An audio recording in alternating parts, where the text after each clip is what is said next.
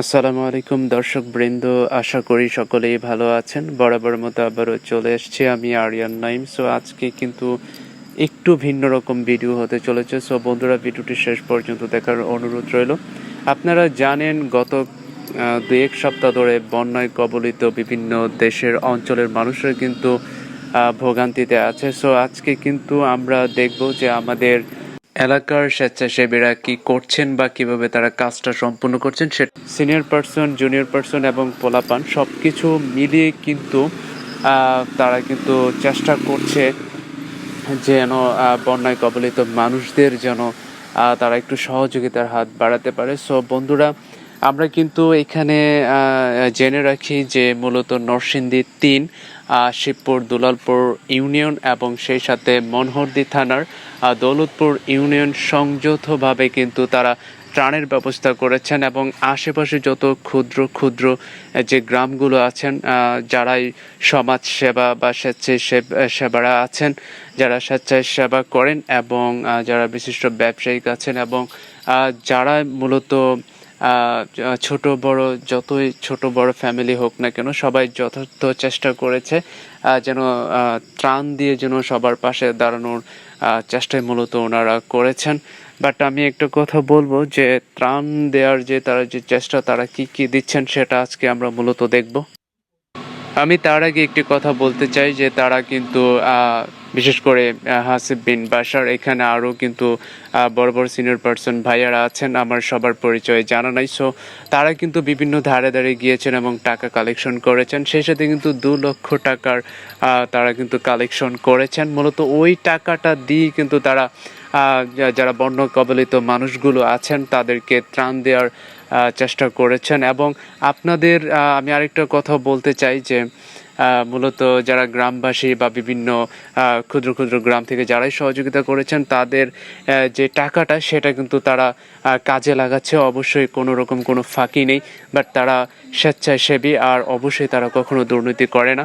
So তারা কিন্তু নিজ দায়িত্বে কিন্তু তাদের কাজটাকে পরিচালনা করে তারা কিন্তু ত্রাণ দেওয়ার ব্যবস্থা করছেন। এবং সেই 2 লক্ষ টাকা দিয়ে কিন্তু তারা এখানে আমি দেখতে পেয়েছি যে আলু কিনেছেন, পেঁয়াজ কিনেছেন, চিনি, তারপর হচ্ছে লবণ, তারপরে আগুন ধরানোর জন্য ম্যাচ, তারপরে সেই সাথে কিন্তু বাচ্চাদের দুধ এবং মহিলাদের স্যানিটারি ন্যাপকিন, সেই সাথে কিন্তু আরও অনেক ধরনের খাদ্যদ্রব্য কিন্তু তারা কিনেছেন।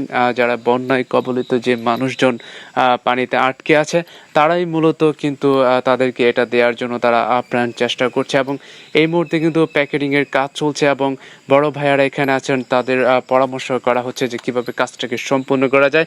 আর এই ত্রাণগুলো মূলত নোয়াখালী লক্ষ্মীপুরে যাবে। সো আজকে কিন্তু এই কাজগুলো সম্পূর্ণ হয়ে গেছে। সো সন্ধ্যার ভিতরে কিন্তু প্যাকেজিংয়ের কাজ সম্পূর্ণ হয়ে যাবে ইনশাল্লাহ। পরের দিন 27 তারিখ রোজ বুধবারে কিন্তু তারা নোয়াখালী লক্ষ্মীপুরের উদ্দেশ্যে এই ত্রাণগুলো নিয়ে যাবেন। সেখানে বেশ কয়েকজন এবং বেশ কয়েকটা গ্রাম এবং ফ্যামিলি কিন্তু আটকে আছে। তাদেরকে যতটুকু সম্ভব ক্ষুদ্র ক্ষুদ্র গ্রামের মানুষদেরকে নিয়ে কিন্তু এই ত্রাণের ব্যবস্থা করা হয়েছে। যতটুকু তাদের সম্ভব তারা এই ত্রাণগুলো তাদের হাতে পৌঁছানোর চেষ্টা করছে।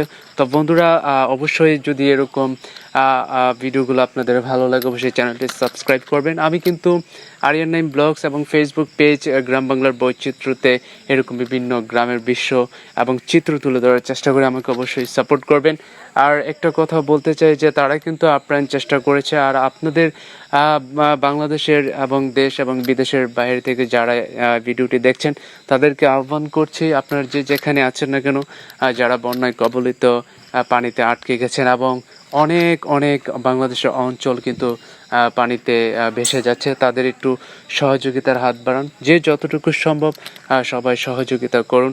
সো দেখতে পাচ্ছেন আমাদের এলাকার যারা ছেলেরা আছেন, সিনিয়র পার্সন ভাইয়ারা আছেন, ছোট জুনিয়র পার্সন ভাইয়ারা আছেন, তারা কিন্তু অনেক কাজে ব্যস্ত এবং তাদের মনেও কিন্তু একটা প্রফুল্ল। সো আজকের যে সমাজ ছাত্রবৃন্দ যারা আছেন, সবাই কিন্তু আমি গত ফেসবুক এবং ইউটিউবে যে ভিডিওগুলো চোখে পড়লো তা দেখে সত্যি আমার কাছে মনোমুগ্ধকর হয়েছে যে আজকের বাংলাদেশ কতটা পরিবর্তন হয়েছে। আগে কিন্তু বেশ কয়েকজন সেলিব্রিটিরা কিন্তু তারা বন্যায় কবলিত মানুষদের পাশে দাঁড়াতো। আজ কিন্তু গোটা বাংলাদেশের মানুষ যারা বন্যায় কবলিত হয়েছেন এবং যারা আশ্রয় কেন্দ্রে আছেন এবং যারা আমরা এখনো বন্যায় কবলিত পড়িনি, প্রত্যেকটা মানুষ যার যার জায়গা থেকে কিন্তু সাহায্যের হাত বাড়ানোর চেষ্টা করছে এবং ত্রাণ নিয়ে তাদের কাছে পৌঁছানোর চেষ্টা করছে এবং যারা বন্যায় কবলিত হয়েছেন তাদের একটু সহযোগিতা করে যেন অন্তত তাদের মুখে হাসি ফোটানো যায়, সেই চেষ্টাটা কিন্তু আজকের সমাজ, ছাত্রবৃন্দ বলেন,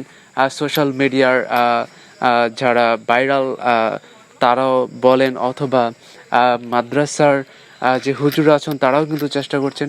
প্রত্যেকটা জায়গায় যার যার জায়গা থেকে কিন্তু সবাই চেষ্টা করছেন বন্যায় কবলিত মানুষদের একটু সহযোগিতার হাত বাড়িয়ে যেন আপনার হাসি ফোটাতে পারে। এবং অনেক শিশুরা কিন্তু পানিবন্দী আছেন, অনেক বয়স্ক লোক আছেন এবং ইয়াং জেনারেশনের পুরুষ মহিলা কিন্তু পানিতে বন্দী আছেন।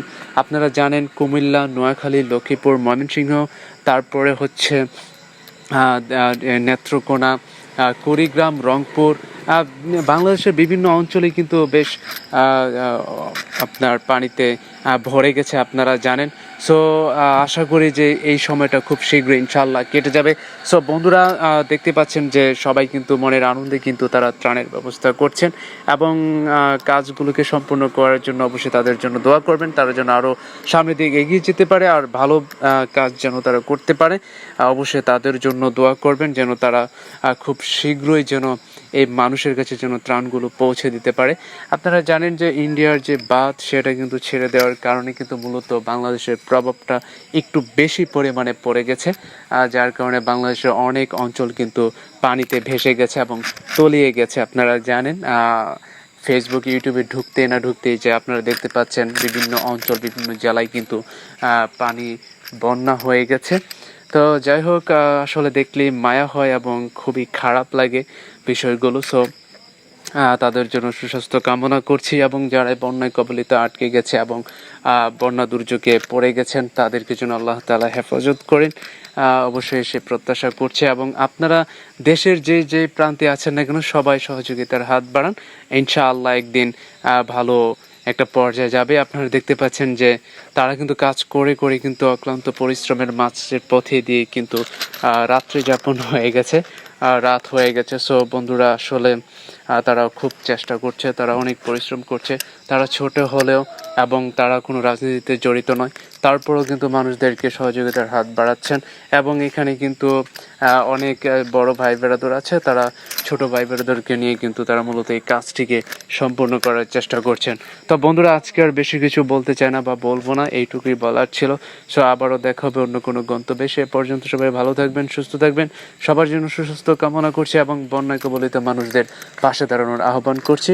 অবশ্যই আশা করি আপনারা এসে আশাটা পূরণ করবেন এবং বন্যায় কবলিত মানুষদের সহযোগিতার হাত বাড়াবেন। সব বন্ধুরা আজকে আর দেরি নয়, আবারও দেখা হবে ইনশাআল্লাহ। সে পর্যন্ত সবাই ভালো থাকুন, সুস্থ থাকুন, খোদা হাফেজ।